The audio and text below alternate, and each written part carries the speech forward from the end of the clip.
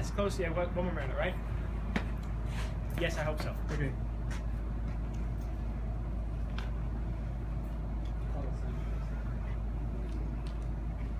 The roller back here. Good.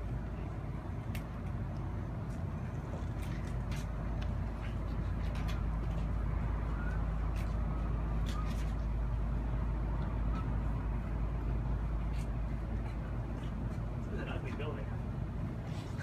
Yeah. I've seen worse. Okay. Bart stop. It does look like a BART stop, huh?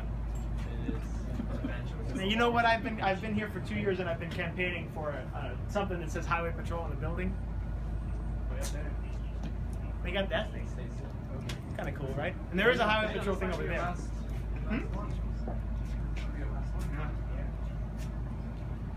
Okay, we're just gonna wait for the lieutenant to come out, and as soon as he comes out, we'll begin. Sound good? Yeah. So, you think it was good?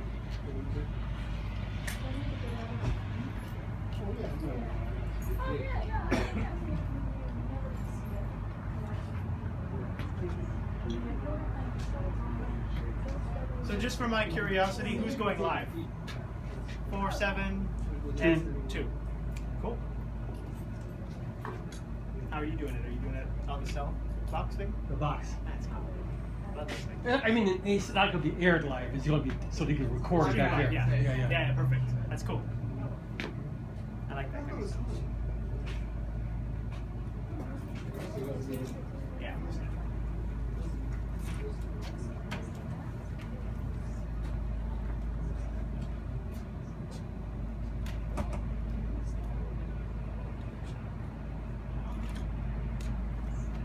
Sure.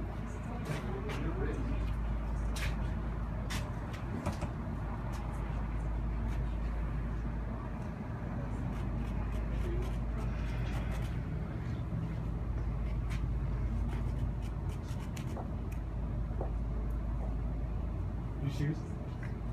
Yes. Very nice. I was telling Laura this is my Very bargain clean. at the Century, 16 bucks a copy. Yeah, it's great. It's sort of a different story. So when I run, the third day I went after work, they'll be, yeah, they're feels. Hey, no, you spending $300 for a pair of Michael Jordan. Oh, yeah. They were 20 and I thought that's really cheap, and then they turned out to be quite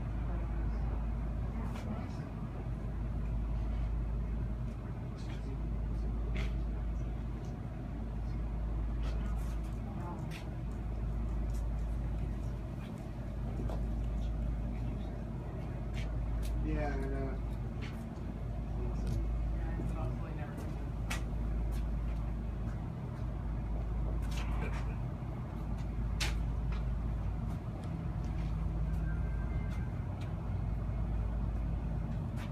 Hey, you got my feet okay? Oh. Alright. Oh. Alright, cool. Alright. What? What? The rug?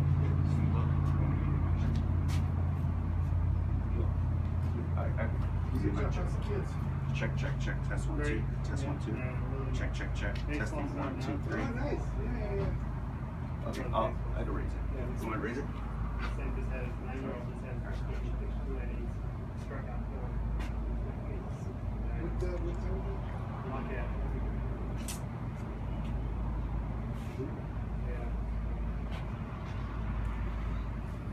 Pitching. It's enough. It's the hardest thing for a parent is to watch his kid pitching with it. No stress. You know, forget all this new stuff. It's like the pitching stuff. Hey, the interview is just in time. Yeah.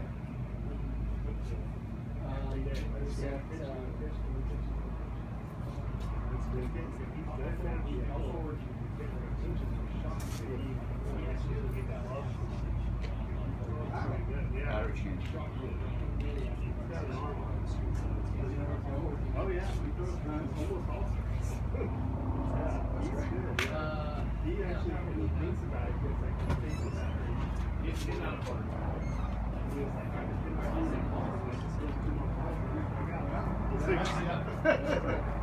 So, man, 9, that's pretty good.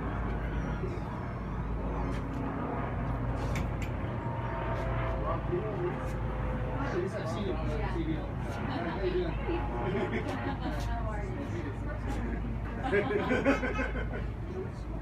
Yeah, how do you take that? I never know how to take that.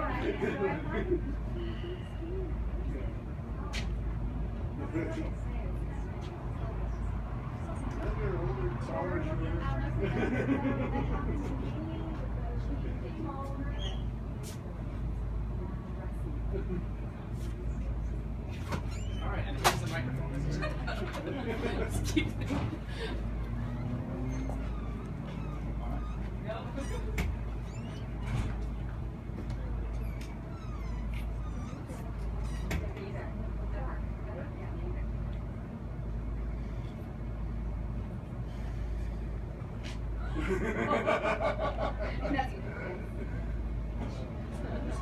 Hey, good. On your way? Hey, Cody, Am I still on your working way? on five? I'm not Gone. Welcome to the neighborhood. Yeah. just 12. Yeah. Burning cases.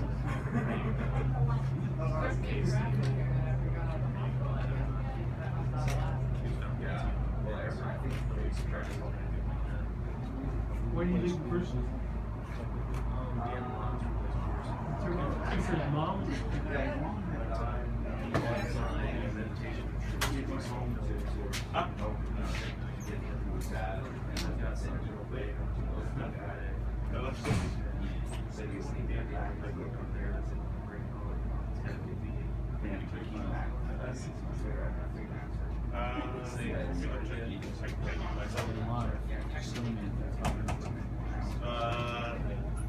Yeah, go ahead. Right, yeah. No.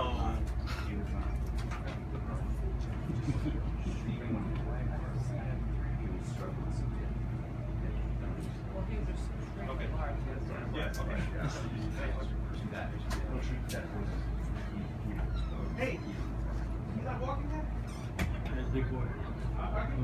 Steve Bruce was saying he's a very large human being.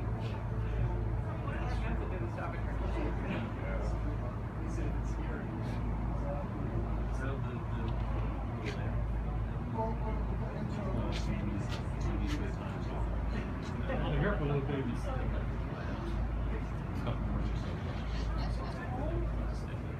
Okay, Lieutenant, where are you? You guys go live here? Was it a straight package?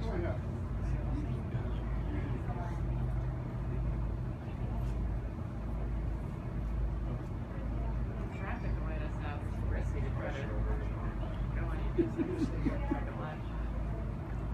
Yes, it was just 2 days ago.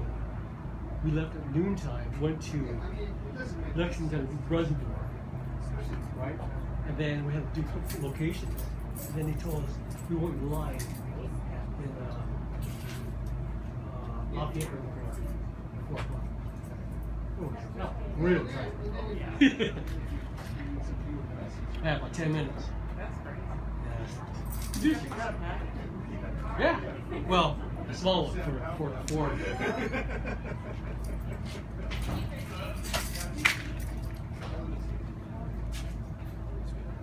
My apologies for the delay. I found him. We're getting started.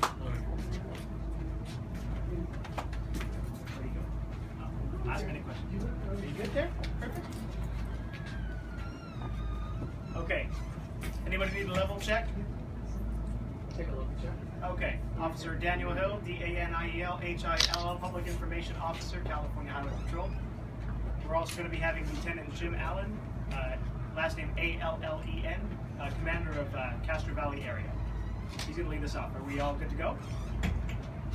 Sir? Thank you. Good afternoon. Thank you very much for coming today. We appreciate it. My name's Jim Allen. I'm the Lieutenant Commander of the Castro Valley Office of California Highway Patrol. And what I wanted to do was just give you some updated information with regards to an incident that happened on March 7th of this year regarding a felony hit and run accident that we had in Castro Valley. So First of all, I'd like to just say thank you and acknowledge all the agencies, law enforcement agencies that have tirelessly worked with us, that have led to a successful resolution in the arrest of a suspect early this morning about 1 o'clock this morning. Those would include the California Highway Patrol's resources from the Castro Valley area, the California Highway Patrol's Golden Gate Division Investigative Services Unit, as well as Alameda County Sheriff's Office personnel, and finally the United States Marshal Service, who have been extremely helpful in this matter from the first day of the collision on March 7th, culminating obviously in the arrest earlier this morning. So with regards to the arrest, at about 1 o'clock this morning, the subject was arrested, Mr. Morris, Mr. Daniel Morris, and he's our primary suspect in the hit and run that occurred on March 7th that severely injured a 6-year-old boy and also caused injury to an 8-year-old boy, as both as they were walking to school on Meadowview Drive in Castro Valley. At about 1 o'clock this morning, investigators from the California Highway Patrol's Golden Gate Division Investigative Services Unit, as well as the United States Marshal Service, arrested the subject, and he is currently in custody now at the Santa Rita Jail. And charges are pending with regards to felony hit and run, auto theft, and possession of stolen property. And the investigation is ongoing at that time. It's still an open investigation. As of this morning, earlier today, I spoke with the family. I just wanted them to pass on this very positive news as far as this milestone in the case, to pass on that information before we reach out to you, our friends in the media, who've also been extremely helpful in getting the message out with regards to the suspect, and as well as our community, not only the local community in Castro Valley, but our 9 Bay Area counties in general, for the numerous leads and assistance that we've had in that partnership, which is obviously very instrumental in assisting us as we proceed forward with this case.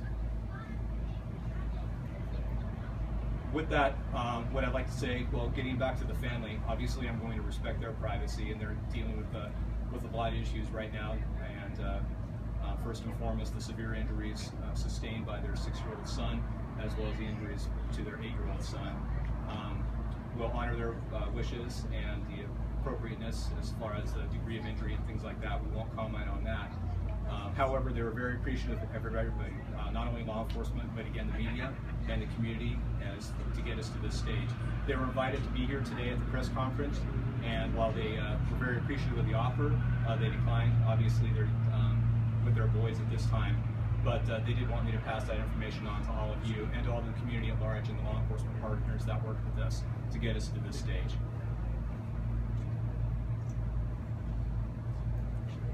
Just one other aspect, and this is just this is still a potential part of this investigation. At this point, we transition into the prosecutorial stage with the district attorney's office with regards to the charges, as aforementioned charges, felony hit and run because there's a severe injury involved, auto theft and possession of stolen property, as the vehicle, as you know or don't know, was a stolen vehicle out of the city of Livermore. At this point, we'll continue to work with the district attorney's office as we move forward with the prosecution and the charging in this case, so there's still additional follow-up. With that, speaking to investigators, there's still the possibility, there's information that is out there, that there could have been family members, or not necessarily family members, let me take that back, friends or associates of Mr. Morris who possibly had information that they may have withheld, and I can't get into specifics with regards to that, but that could be a future avenue that investigators will take as far as any other potential charges down the road.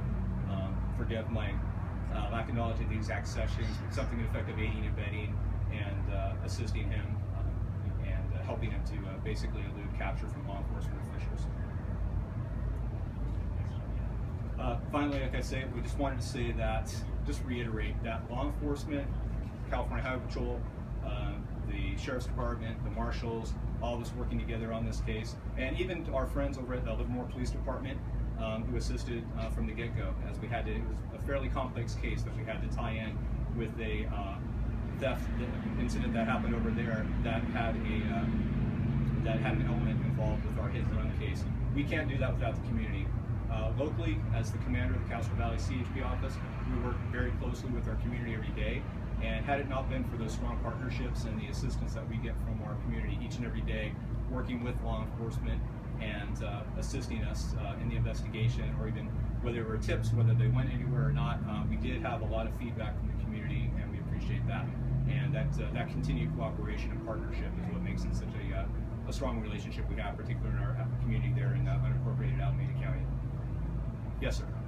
Could you describe first how you knew Mr. Morris was where he was, and describe how you arrested him, and what related to him and where he was, and all that stuff?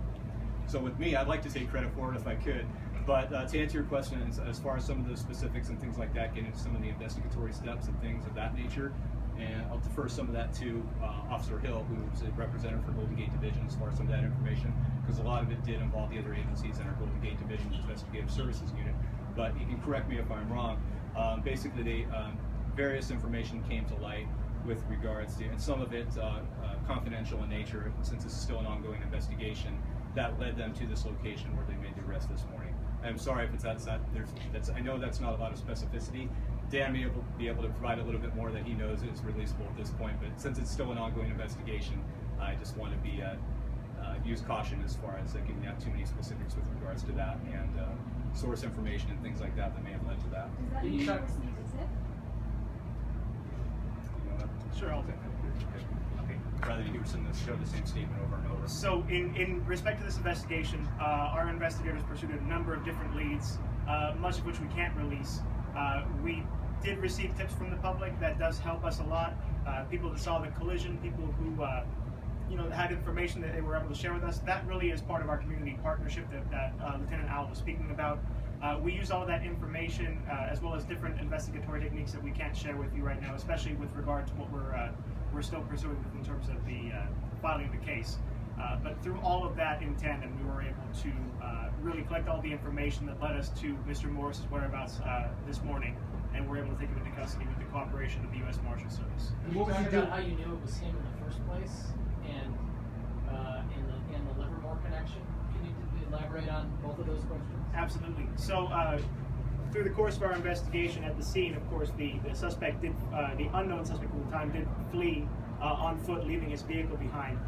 There was a lot of information, a lot of evidence within the vehicle, plus eyewitness statements that led us to a pretty definitive conclusion that the person we were looking for was that one Daniel Morris. We were able to use that information that we collected at the scene to then identify him as our primary suspect. And the Livermore connection, can you address that a little more? We were able to, through our allied agency partners, determine that that vehicle had been stolen from a location in Livermore. In cooperation with the Livermore Police Department, we were able to determine that it was part of a larger crime. Multiple vehicles were stolen at that time. We are currently investigating that in cooperation with Livermore PD, but we were able to determine that this vehicle did come from that string of thefts there. In relation to the string of theft, are you able to the suspects involved in that? That investigation is still ongoing, as I said, with the cooperation of the Livermore PD. We are looking for the other suspects that may have been involved in that incident. We don't know the exact number of suspects at this time. Obviously, there was more than one, as multiple vehicles were taken. Did it happen? 5 vehicles. 5 vehicles were taken, yes. And did that happen right before this collision, such that he would have been speeding and jumping the sidewalk because he was trying to get away, or did you think he was drunk, or what? I don't have information as to why the collision took place. Obviously, we've just apprehended the suspect. We'll be attempting to interview him for details about the collision, but that stuff is unclear at this time. And how much time was there in between the stealing of the cars and the collision? I don't have that information for Was to it share. hours or days? Or? I don't have the information to share. Any idea why he was in Castro Valley? He was a resident of Castro Valley. He may have been going to his home or something in that location, but he was identified as a resident of Castro Valley. What was he doing when you arrested him? What did he do? He was in a motel. So what was he doing? The exact details of the circumstances of his arrest are still withheld in terms of, or as a result of it not being filed. The investigation is not yet complete and filed yet, so we can't really share exactly what led to his arrest. We did locate him at that location, but we can't share with you additional details at this time. Can you say whether he was compliant or not? There was, I don't believe there was any resistance. He complied. Was he armed? I don't believe so. No. Can you comment about how he was able to elude authorities for 9 days? As Lieutenant Allen mentioned, there were friends and associates that may have had information or may have contributed to him eluding law enforcement. We are looking into that as a separate investigation, and we are considering pursuing charges against those individuals. Those we have identified and those we are still working to identify. He did have assistance in terms of evading law enforcement capture. We are looking at that as a separate investigation. And can you talk about his past criminal record, if there is one? We can't share that information at this time. Yes, In ma'am. terms of the car theft, so there's five, or not five, maybe 3 or 4 individuals involved with the car theft of the 5 vehicles. If one of those cars later hits a boy and hurts him severely, are those original car thieves on the hook potentially for what happened with one of those stolen cars 8 hours later? Those two cases would not necessarily be connected, no. It was the act of this one person driving this car. It was stolen, which led us to figure out where it was stolen from. That's the real only connection to the actual car theft. The focus of this investigation and his arrest was for stealing that car and also for committing that felony hit and run, which injured those 2 young boys. Have you been able to recover that car that was stolen? That's investigation is still active at this time. And you guys will not comment on the condition of the boys, is that correct? That's correct. The family has requested that we keep that information in confidence. They've asked that the children be allowed to recover outside of the public eye, so we're going to keep that information close at this time at the request of the family. I can comment on that last, which we're not going to comment on the specifics, and we're going to respect all the privacy and the propriety as far as the information that's released, particularly with the 2 juveniles in this matter. I can tell you that at least one of the children suffered severe injuries, and that's as specific as I would like to get at this point. Again, like I said, I spoke with his father this morning, and we said that we would actually honor that privacy as well. But I can tell you that is also something that's involved, which is a determining factor in the type of charge that's filed with the hit and run case, the degree of injury. And so that's obviously, with this type of a severe injury, that's something that's going to predicate the felony charge with the felony hit and run. So if that answers that question. Getting back, and it's one of the things, and I'm not being completely intimate with the details about the auto theft case, I can tell you my understanding is that, I don't know the exact time frame, but it was within a 24-hour period that I believe that the auto thefts happened to the time when this collision happened. That's about as much specificity I know, if that helps look at that at all for your information. And then also I'd say, as far as the City of Livermore was the primary agency where that dealership occurred, where those thefts were. So a lot of the questions you may be able to get more specific information as they're the primary investigative agency with regards to those other auto thefts. While they may be working with our investigators, we also defer to our friends at Livermore Police Department with regards to that, since that actually occurred in their city. And without being specific about the 2 kids, can we say they're both hospitalized or just one is hospitalized? Because you said at least one is hospitalized. I'm comfortable saying that. I want to honor the family's privacy without getting into any type of specifics about the status of the children. Can you just comment in general about the case and the satisfaction of catching the suspect who allegedly did a child less than another? Absolutely. I was just talking about it with our Golden Gate Division Command staff who are in the offices right behind me, and there's people who are up here today, and not to mention our friends and partners at the allied agencies that have worked so hard. I can't tell you how many conversations I've had. Obviously, first and foremost, was with the family to speak to the parents to let them know that we at least have a resolution to this point. We're talking 9 days after this incident occurred, we actually have someone in custody for the auto theft. That's very gratifying. Would we have liked to have had it happen sooner? Of course, we always would. But we are very happy right now at this point that we actually have the information that we have, and the tireless efforts of all those agencies that I talked with before, our Golden Gate Division Investigative Services Unit, our Castro Valley CHP officer who actually handled the traffic collision initially, the Alameda County Sheriff's Office and U.S. Marshal Service were absolutely instrumental in getting us to this stage.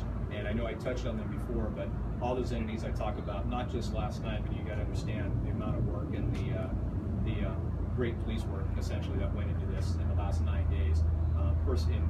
To include the day of, there was a lot of moving parts of this investigation the very first day, and leads to be run down and things of that nature. So again, our local friends there, sheriffs, the marshals, and all those other resources from the highway patrol was fantastic. In terms of a case like this, when you have a child involved, I would think it's going to be a process to see a child injuries. Absolutely, yeah, absolutely. This strikes at this strikes at the core of everybody, no matter how long you've been a law enforcement officer. When a child is involved, I mean, we definitely take all the same investigative steps that we would take with any case and things like that. But absolutely, there's a human element to everything in law enforcement that we do, particularly when we're working in such a close-knit community as we do in Castro Valley, where the Highway Patrol and the citizens work so close together, particularly with all the jurisdictions we have on all the surface streets and things like that, and we have a very close-knit relationship with them. So that you definitely can't ignore that fact. So charges will come in how many days till charging goes to the Alameda DA? At what point will you check the case? And where is the suspect? The suspect the last I heard, he was at the Alameda County Jail in Santa Rita, Dublin. And as far as that's a lot of that is going to be up in the air with the district attorney's office. I can tell you that our local office at the California Highway Patrol's Castro Valley area will work with our Golden Gate Division Investigative Service Unit to present the case to the district attorney as soon as possible. But we also want to do it right. As we move forward into this, we're in stages investigation. Now we have an arrest. Now we want to make sure that we have the best case possible to provide to the district attorney for prosecution going forward. And so, as far as the time frame, I can't give you an exact time frame. My goal would be within a week or so that we meet with representatives from the district attorney's office in order to provide them the information that we have at this time. Can you hold them that long without charging? We can't. There's again, that gets back to other investigative steps and things like that I can't get into right now. But I anticipate that I probably put that as far as a far out date as far as a week. I would think that it would probably be sooner than that, but I don't have that exact information. I don't want to give you bad information on that. Can he be held on a charge unrelated to this? Is there some outstanding warrant for him or something else? No, there's not. Not at this time. Does he have a history, criminal history? And as Officer Hill stated before, I don't want to give any. And as a matter of fact, I don't know the specifics of that right now, so I don't want to give you bad information. I don't want to get into any of the criminal history information. Dan, do you have anything else? Any other questions? I think that's it. We'll conclude the. Go ahead. I'm sorry, just not to come back to it again, but I thought you said when you arrested me, you got 48 hours. How can you wait a week before charge? Lieutenant, I was saying that it may take up to a week to finalize the charging, but we are presenting the charging documents to the DA tomorrow. I don't know that answer. That would have to go to the courts. Any other questions? Thank you again for coming. Nope, I'm sorry. I would just like to say one more thing. And then again, we touched on it before as far as all the entities involved in this. I would just like to say again, we're a small office, we're a very close-knit office, and obviously speaking for the entire California Highway Patrol, from the Castro Valley CHP area, there was a lot of ownership in this with us and all the law enforcement partners I talked to, and I can't thank you enough for all the media attention and the information that you put out through Dan Jackowitz, our public information officer, working through Dan and Randy, our folks up here at Golden Gate Division. That was, don't sell yourself short on the amount of information that you put out there. Probably came to bear someone on the resolution of this case. So I just wanted to take the time. We appreciate you coming up here, taking the time, particularly on short notice, to come up and be able to be here so we can tell this success story. And I just want to make sure that we know our partners in the media are definitely part of that. So, thank you very much. Is there any chance you might be able to get someone for a Spanish soundbite or just a statement or something on this? I'll double check, but I'm pretty sure we may not be able to do that. I'm sorry? We did when we were looking for him. I can send that to you. Send me an email. I might forget. Is it the CHP meeting or 30 minutes? Yeah.